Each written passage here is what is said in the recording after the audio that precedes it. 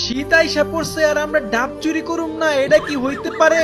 মামা খালি দেশ বাড়ির মালিক যেন টেন না পায়। আরে বেডা তুই চিন্তা করিস না, আমরা আছি না।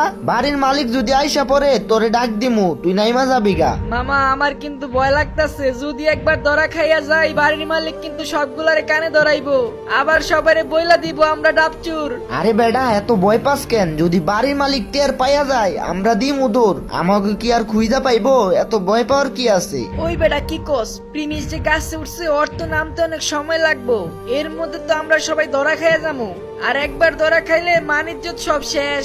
আরে আমরা ধরা খামু কেন? ধরা খাইবো শুধু যে গাছে উঠছে। আমরা কি গাছে উঠছি নাকি বাড়ির মালিক আইসা আমাকে খুঁজা পাইবো? আমরা তো সুজা দৌড় দিমু। এই মামা তোরা কি নিচে আসছো? আমার রাইখা কিন্তু যাইস না, আমি কিন্তু তোদের ভরসায় উঠছি। এই বেটা আমার কাছে কে উঠছে রে? কার এত বড় সাহস আমার ডাব গাছে উঠছে? মামা পালা পালা পালা।